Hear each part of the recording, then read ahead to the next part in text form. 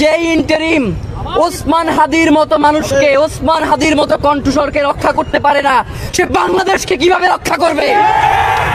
বাংলার এই জমিনে যতদিন পর্যন্ত স্বাধীনতার সার্বভৌমত্বের সুফল বাংলাদেশের জনগণ না পাবে, ততদিন পর্যন্ত তিনি এই বাংলার জমিনে ইনসাফের লড়াই চালিয়ে যাবেন।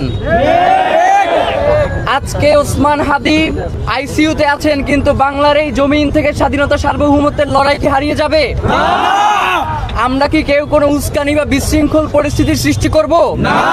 কষ্টের বিষয় হচ্ছে যে ওসমান হাদি ভাইয়ের উপরে গুলি হয়েছে এবং সেই গুলিটা আমি বুক পেতে নিতে পারি নাই। এইটাকে আমি আমার জীবনের সব থেকে বড় ব্যর্থতা মনে করছি। একটা কথা বলি যে বাংলাদেশের গোয়েন্দা সংস্থা এবং যারা আইন শৃঙ্খলা রক্ষায় কাজ করেন, তাদের কাজ কি ইনকিলাব মঞ্চ কখন সিসিটিভি ফুটেজ সংগ্রহ করে দেবেন সেইটা থেকে তারা কাজ করবেন, এই দায়িত্ব কি তাদের? নাকি গোয়েন্দা সংস্থা থেকে শুরু করে যারাই আইন শৃঙ্খলা রক্ষায় নিয়োজিত আছেন তারা উল্টো খুঁজে বের করবেন এই খুনিকে, তাদের যেই প্রক্রিয়া আছে তার মধ্য দিয়ে? সেই দুপুর থেকে এখন পর্যন্ত আমাদেরকে বারংবার ফোন করছেন সিসিটিভি ফুটেজের জন্য, যেটা আমাদের নিজেদের কাছেই লজ্জা লাগে যে বাংলাদেশের গোয়েন্দা সংস্থার এই হাল। আমরা বলতে চাই যে বাংলাদেশে অন্তর্বর্তীকালীন সরকারকে সবচেয়ে যদি কেউ বকাঝোকা করে সেটা ওসমান হাদি। আবার এই অন্তর্বর্তীকালীন সরকারকে যদি বুক দিয়ে কেউ আগলে রাখে সেটাও এই ওসমান হাদি। ওসমান হাদির থেকে কেউ এত কণ্ঠ নিয়ে, এত জোর দিয়ে, বুক দিয়ে এই ইন্টারিমকে আগলাইয়ে রাখতে পারে নাই। সুতরাং ইন্টারিমের এখন সময় এসেছে ওসমান হাদিকে তার এই যে ইন্টারিমের প্রতি অবদান সেটার বদলা দেয়ার। আমরা ইন্টারিমের কাছে অনুরোধ করব, ইতিমধ্যে ডক্টর ইউনূস থেকে শুরু করে উপদেষ্টা সবাই, ডক্টর ইউনূস নিজে ফোন করে তার পরিবারের সাথে কথা বলেছেন এবং উপদেষ্টা হাসপাতালে এসে সার্বিক খোঁজ খবর নিয়েছেন। আমরা তাদের কাছে অনুরোধ করব, ওসমান হাদি শুধুমাত্র ঢাকা ৮ আসনের কোনো প্রার্থী নয়, তিনি পুরো বাংলাদেশের মানুষের।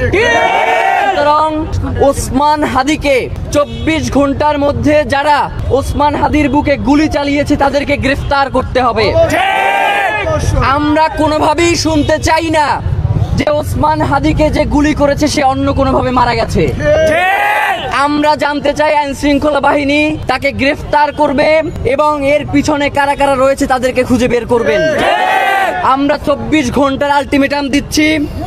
এখন 10:55 বাজে, আগামীকাল 10:55 পর্যন্ত এই সময়ের মধ্যে ওসমান হাদিকে যারা গুলি করেছে তাদেরকে যদি এই সরকার গ্রেফতার করতে ব্যর্থ হয়, তাহলে এই যে ইন্টারিম সরকারের সুন্দর সুন্দর কথা এইগুলো বলবার তাদের কোনো অধিকার নাই।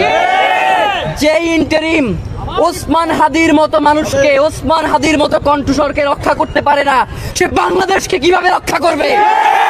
সুতরাং আমরা বলতে চাই বাংলাদেশের স্বাধীনতার সার্বভৌমত্বকে টিকিয়ে রাখার জন্য ওসমান হাদির দরকার আছে। কারা এই গুলি করেছে শপথ নেন যে আপনারা যতক্ষণ পর্যন্ত এইটা না জানতে পারবেন ততক্ষণ পর্যন্ত এই রাজপথ ছেড়ে আপনারা যাবেন না। ওসমান হাদি কিন্তু আপনাদেরকে রেখে এই রাজপথ ছেড়ে তার সন্তানের কাছে যায় নাই। সুতরাং আমরা ইনকিলাব মঞ্চ, শুধুমাত্র ইনকিলাব মঞ্চ বলতে আমরা যেখানে এখানে দাঁড়িয়ে আছি আমাদেরকে মনে করবেন না, আমরা তো মনে করি বাংলাদেশের প্রত্যেকটা মানুষ ইনকিলাব মঞ্চের সদস্য। কারণ ওসমান হাদি ভাইয়ের সাথে যেহেতু এক প্লেটে খেয়েছি, একসাথে থেকেছি, সুতরাং যেহেতু আমরা শপথে নিয়েছি এই রাজপথ ছেড়ে যাব না, সুতরাং আপনাদের ভয়ের কিছু নেই, আপনাদেরকে একা রেখে আমরা কোথাও যাব না। আমরা আপনাদের সাথে আছি, আমরা আপনাদের সাথে থাকবো।